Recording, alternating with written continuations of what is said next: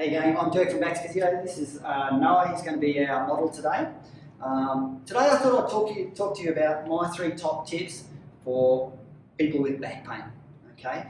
Now, saying that, this first one, where I'm talking about posture, so posture is my first tip. It's actually really relevant to those people who have neck pain and headaches and migraines. It's huge. Okay. So pretty much everyone who comes in, when I ask them about what good posture is and things like that, the first thing they do is they have shoulder blades back and down, chest up. Okay. But if we do that, what actually happens is it actually puts you out of your proper alignment. So if I have Noah there, with his shoulder blades back and down, sitting into that position, if I then start pushing down on him, the first thing that happens is he just starts collapsing, he starts pushing, his pelvis goes forward. If I then just give him a bit of a cuddle here, I'm going to put him back to where he should be. So I'm just going to keep him into that position there. So just stay there, Noah, for me. And then what happens is I can then start putting almost all my weight straight down on him. Okay. Now it's because what happens is when we go with our shoulder blades back and down, and so I'm just going to use this plumb bob here. So when we go, yep, shoulder blades back and down, chest up, buddy. Yep. So what happens is this should actually go through the middle of the ear, through the middle of your shoulder. It should go through the middle of your hip and then finishes just in front of the ankle. So what happens, you can see the shoulder and the ankle are pretty good, but there's the hip. Okay, so it's sitting way out in front. So if you think that, what happens is when you're standing in that position, all of us, if you go down the street and have a look, you'll see it all the time. And it's a nice, lazy position. But think about the body. You remember the body's a chain. So when you go into that, all the pressure now is just sitting on your lower back. Okay, it's constant. The second piece out of this, though, is your hips now get jammed forward. Okay, so they're sitting in that position, which will lead on to my next piece, with next tip in a second with the mobility, because it's going to be about your hips. And if you're tight through here, and it's largely because of that, then what happens is it just changes, from hips, goes into sacrum gets tight, moves into your lower back, and it travels up this chain.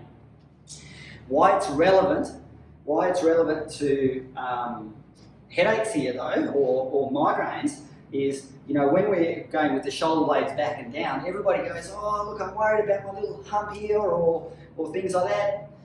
What happens here though is if I have someone who comes in and they're standing there and they've got the shoulders back and down, chest up in their good position, what happens is if I put the head where it should be here. Okay? Because what happens is I'm putting back in alignment because of that down there. Now you can't walk down the street like that. It looks weird and it's crazy, So the whole idea of what happens, the body then goes, well, righto, I'm going to drop it forward. Can't do that either. And so then it comes back into that. So someone who comes in with migraines, headaches, generally, I almost always see them, they'll come back in and they've got this, trying to be good posture because they want to keep the body in its good position. But what happens is they're coming back into this forward head position. Okay, so this is where posture comes into play. So, tip number 1 for posture, the best way to do this is just think about, the way I think about this is where your diaphragm is, which cuts across here, and then you've got pelvic floor at the bottom here, cuts across here. So at the moment with Noah, he's standing up, with his pelvis a little bit forward there. I've got diaphragm sitting in the air, pelvic floor, or the belt line's coming into that position. So it's like a pair of scissors which is open. You need to shut the scissors. Okay, so it comes back into that position there. Alright, so we just want to try and make sure that that's parallel to each other. And when he does that, when he holds that position there, what you'll feel is this underlying activity of muscle. That is correct. Okay? If you're sitting on your hips and you can't feel anything, it's not right. So it's just coming back into that position here. And that's where this deep or this core side of things is starting to turn on, starting to be activated. So tip number 1, posture. The posture has to be correct. Thanks, Noah. Okay, so tip number 2, it's a nice easy one actually, and everybody should do this, no matter what occupation you've got, what job you do, is change your position regularly. Okay, so if you're in admin or you're in a working environment where you're sitting at a computer, so what you need to do is every sort of half hour, whatever it is, instead of sitting, you're going to stand up. And literally, it can be literally just that. You can stand up, look around, sit back down again. It doesn't have to be for any extended period of time. You've just got to reverse your position. So saying that, it goes the other way as well. If you're on your feet all day, the whole idea of this is you should sit down, should bend over. It's just about reversing position. All right. So if you're in all you have to remember is if you're in one position, change it. And that's tip 2. Okay, so tip 3, and I think just about everybody should do this, no matter what they do in life, and whether you use a spiky ball, which is what I use, you can use a tennis ball, a squash ball, whatever sort of works for you. Okay, now I'm going to show you what I do on the floor, but remember, if it's too harsh for you on the floor, the whole idea of this is you can do it on the wall. There's always a way to cross-train this out, okay? And what we're going to try and do is we're just going to release the hips, because the hips and the glutes, etc. is coming through here, so around the pelvis is massive. Again, coming back to that posture, if one piece fails or changes, then it just transfers up to the next system, okay? If one part fails, there has to be a compensation somewhere else. So the whole idea of this is, for me, we're going to release the hips. So most of our life, unfortunately, in our society nowadays, it's sitting. So when we go to work, we sit for a while. When we come home, we make dinner, then we sit in front of the TV. So it's all about these muscles which are changing. They're no longer being in this long, extended position where we're chasing elephants to eat. So the whole idea of this is spiky ball. So remember, with the spiky balls, what it is it only goes on muscle, doesn't go on sensitive areas, doesn't go on bone, only on muscle.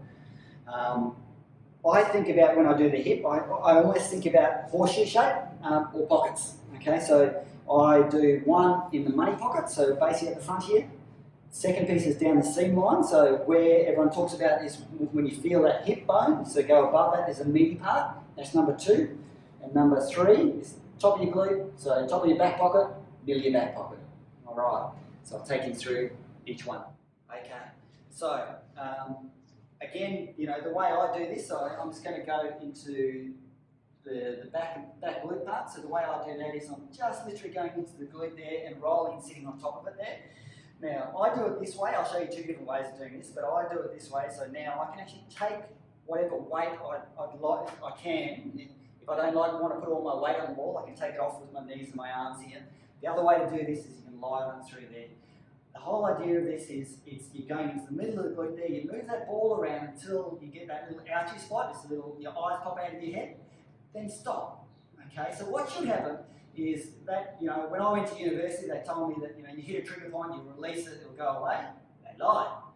Okay, so what happens is, you'll get this intense pain, and then it'll just plateau. And as soon as it plateaus, I just want you to move that ball slightly one way or the other, or just move that leg, and you bring on that little sharp bite again, okay? And what will happen is it'll then, start intense, it'll intensify, and then it'll decrease again. So I do 2 in each area. So the first one is that one.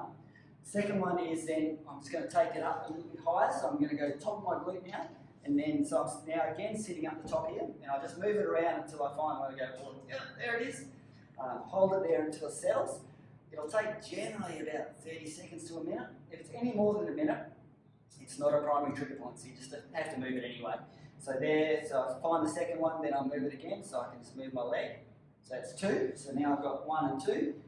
This one's a bit harder, so this is where I'm talking about seam line, it's a bit harder to find. But essentially what I'm doing is I'm going just above that hip joint of mine, and then I move it around till I find that little bite. Now, when you get it, it's quite sharp on this one, and it's an important one to do. Okay, again, just hold it there until it plateaus, then move something. Generally with this one, it's that move, bending that leg up, etc. And that gets me straight away. My eyes are definitely popping out of my head. And then again, so you do 2. And then the last one is, if you feel in front of here, you'll feel a little bone. Okay, and what you want to do is just drop down and bring it slightly out. So the way I do that, I'll do it on this side, is I basically just coming to the front there, so going below that bone, and then it's just moving it around until you find that little point there. Okay, this is a little bit more awkward to find, but it's there, so sitting in the front. Those are my mobility tips. So how often you do that? Well, it depends on everybody. Everyone's slightly different. For me, I can do that every day. Other people have to do it every second or third day. But ideally what you want to try and do is maybe 3 times a week, okay? There is no point doing this if when you get on the ball it feels like you're hitting a bruise, okay? It just means you've done it just a bit too much. And remember, it's like hitting a bruise, you'll actually tighten up rather than loosen off. So, you know, see what your body can tolerate and then go from there. And remember, it should be always sort of a good bad pain, is how I explain it. It should never be that bad pain at all. If you have any ongoing issues, if that doesn't sort you out, then give me a call and we'll be happy to help.